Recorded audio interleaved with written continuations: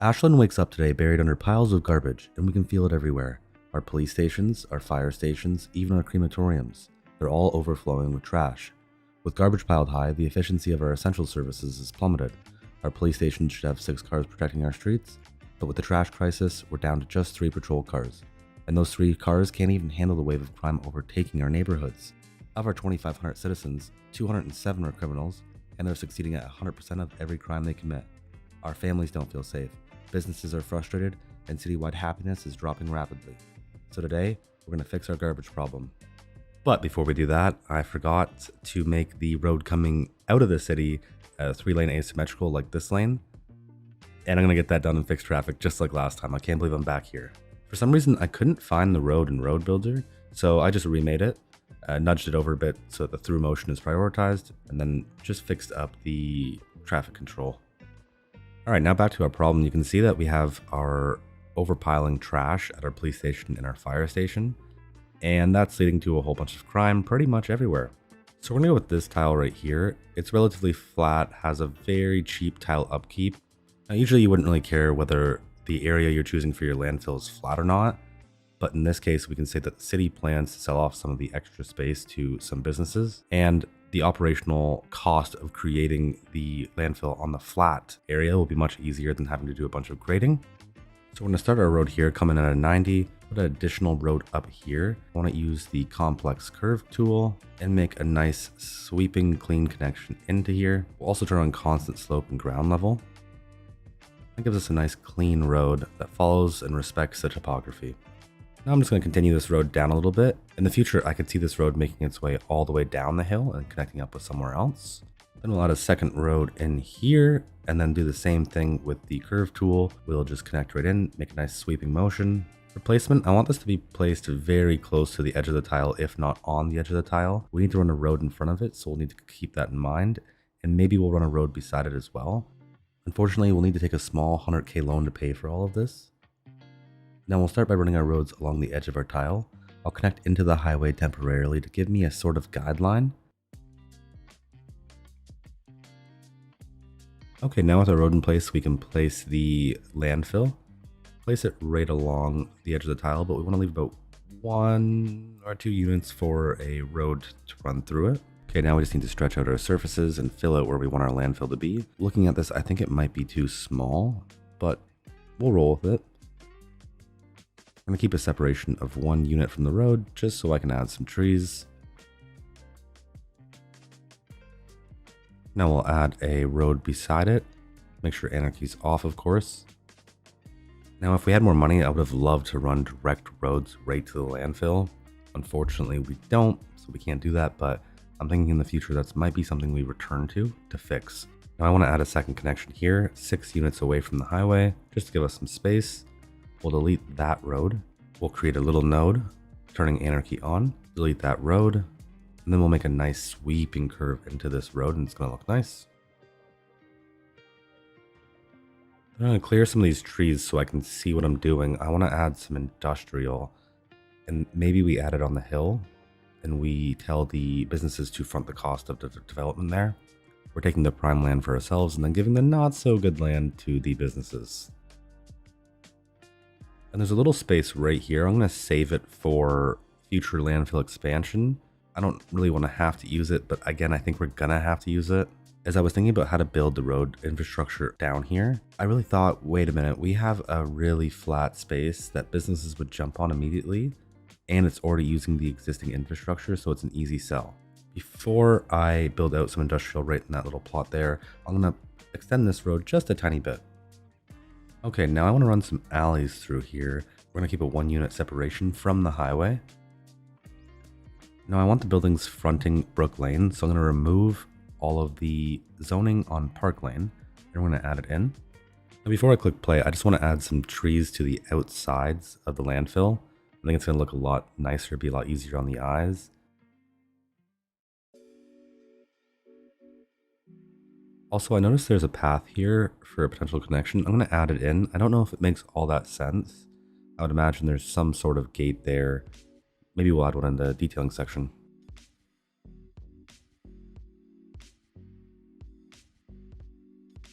Alright, we're ready to click play. Let's see what the damage is. Right now we're negative 496 an hour, and we're officially going into the red because we spent all our money. And we don't have water, sewage, or power. Gotta be some of the worst city planning ever. Okay, I ran some lights down the highway, and although that's not the realistic solution, that's the only solution that I can apply right now. I also ran the water and sewage pipes underneath the highway. Looking at our industrial, we have no parking, so I'm gonna add some, probably not close to the highway, but I will do it on the sides of the buildings. They need somewhere to park, they need somewhere to drive their car to. We're way out in the boons.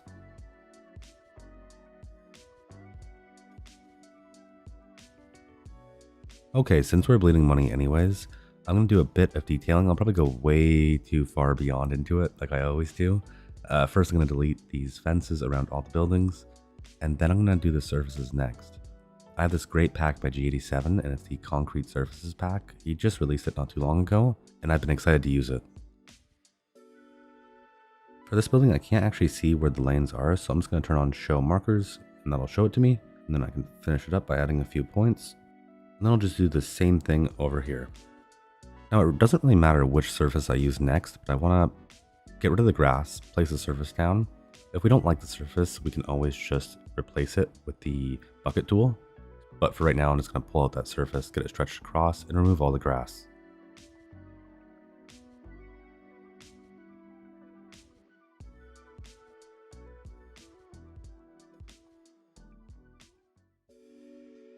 Okay, now something still feels off, and I think it's these extra surfaces. So we're going to remove some of these and add different ones in. We don't need the dark and light pavement.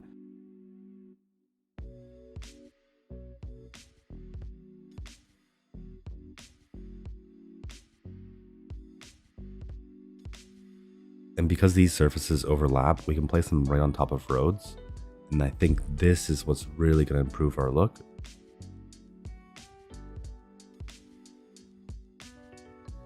Okay, now I want to experiment a bit. I want to see what types of surfaces we can throw on top of here and find one that really feels good. And after messing around a bit, I think I really like this one. Of course, there's still some improvements that need to be made, but right now it's looking pretty good. And to me, every industrial site needs to have some of these decals on them.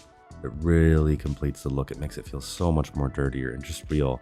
The buildings in City Skylines too, I mean, don't get me wrong, there's some really good assets, but a lot of them in the base game are just too clean and it doesn't feel like an industrial area. It just feels way too pristine, and that's the look we don't want in our industrial area.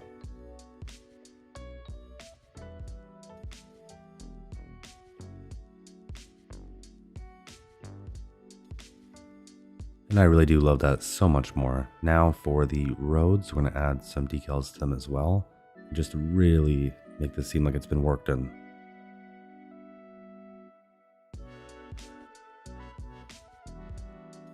Okay, now I'm going to add the industrial fence around the perimeter of the area.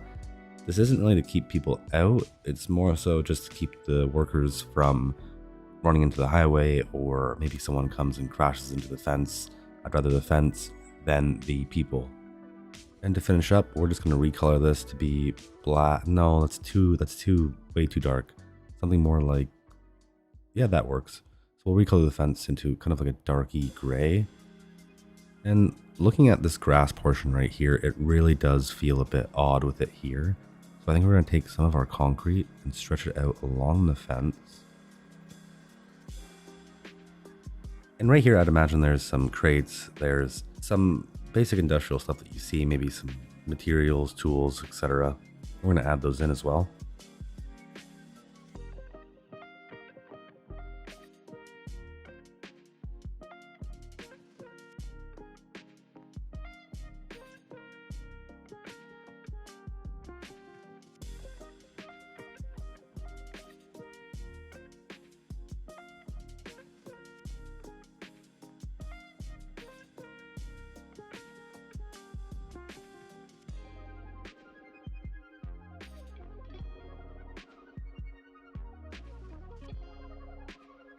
So when I was younger, I used to work in a manufacturing industrial type business.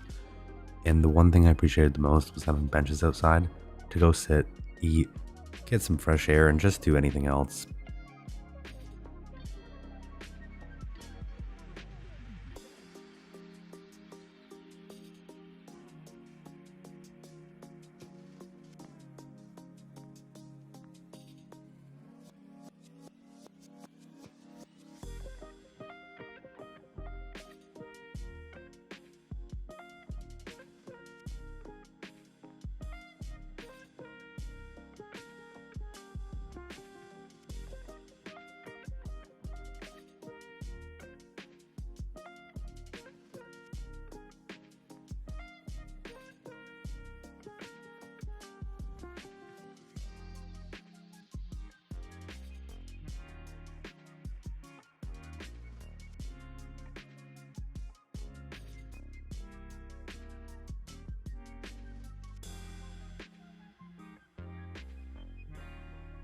And finally, to end things off here, I'm just going to add a bit more dirt and stains to the industrial and the landfill.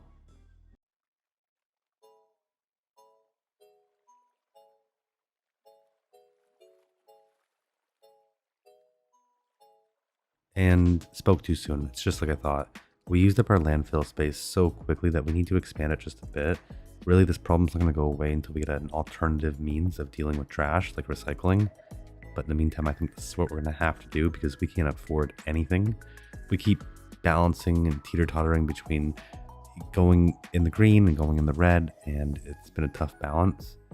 There's lots of things happening in the city. There's some medical problems. I mean, our budget for our medical has been reduced. But overall, our crime is in a much better place. In fact, all of those numbers we discussed earlier, they've all gone down.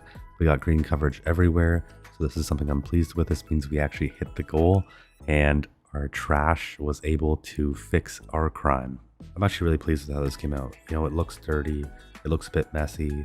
There's some trash everywhere, and industrial and manufacturing typically doesn't have trash everywhere. It's just we're very limited on our props. So it's like, what props can I use that gives this life? And I've let it run for quite a bit of time now. I'm gonna let it run just a bit longer. We're gonna finish up our detailing on our landfill, and for that we're just gonna again make it feel worked in. We're gonna add some dirt, some stains, some decals. That's pretty much it. We're gonna finish up the trees just because, you know, we can't leave this area off without adding some more trees.